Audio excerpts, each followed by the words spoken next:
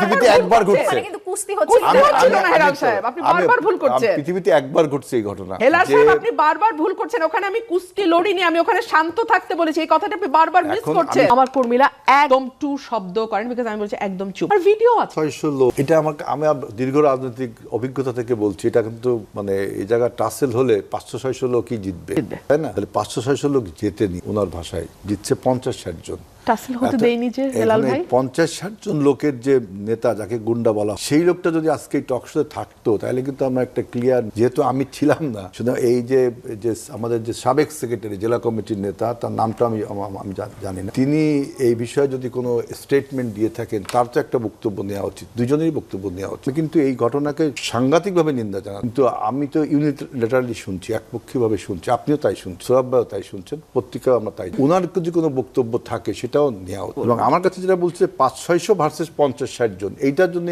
আমার 40 বছরের রাজনৈতিক অভিজ্ঞতায় আমি দেখিনি যে আমরা যদি 500-600 লোক থাকি, 50-60 জন লোক আমাদের উপর আক্রমণ করবে, এইটা কিন্তু আমার কাছে একটু কেমন যেন মনে হচ্ছে। কারণ আমি রাজনীতিতে দেখিনি এরকম কোন। আমরা যখন আওয়ামী লীগের বিরুদ্ধে আন্দোলন করেছি, তখনও যদি আমাদের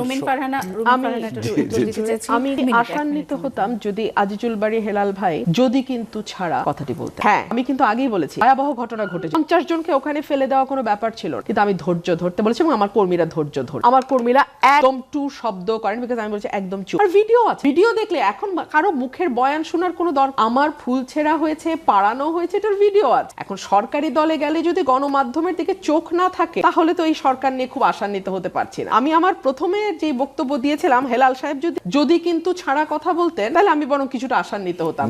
কিন্তু উনি যদি ভিডিওটা দেখেন, পুরো ভিডিও, একটা দুটা না, বাংলাদেশের প্রতিটা চ্যানেল সেটা কভার করেছে, পুরো ভিডিও আছে। সেটা দেখলেই আপনি বুঝবেন কেন 500-600 বনাম 50-60-এ আমার নেতা কর্মীরা সর্বোচ্চ ধৈর্যের পরিচয় দিয়েছে। এটা একটা মিরাকেল। যদি এই মিরাকেলটা কিভাবে হলো, আমার কাছে মিরাকেল মনে হচ্ছে। এই যে রুমিন ফারহানার জেতা যেমন মিরাকেল, না না, রুমিন ফারহানা জেতা মিরাকেল না, রুমিন ফারহানা জেতা মিরাকেল। মিরাকেলটা হলো এরকম ঘটনা পৃথিবীতে একবার ঘটছে, কিন্তু কুস্তি হচ্ছে না হেলাল সাহেব, আপনি বারবার ভুল করছেন। পৃথিবীতে একবার ঘটছে এই ঘটনা। হেলাল সাহেব আপনি বারবার ভুল করছেন। ওখানে আমি লড়িনি, আমি ওখানে শান্ত থাকতে বলেছি। এই কথাটা আপনি বারবার মিস করছেন।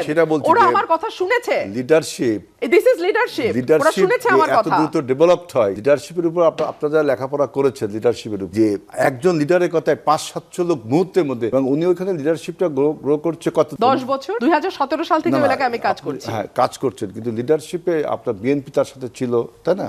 বিএনপি থেকে সরে আসলেন যখন থেকে। আমি এই কথাগুলো কিন্তু আরো 10টা জায়গায় ঘটনা ঘটতে উৎসাহিত করবে। আমি বলছি যে ওই যে লোকটার বিরুদ্ধে গুন্ডা বলছেন, তার বয়ানটা নিলেও ভালো হয়। আমি বলছি যে এটা মিরাকেল।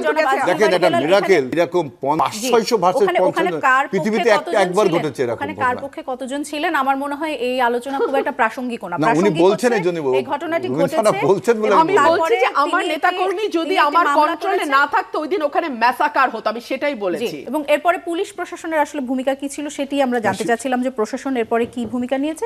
আমরা জানতে পারলাম যে এখন পর্যন্ত প্রশাসন খুব বেশি ভূমিকা নেয়নি।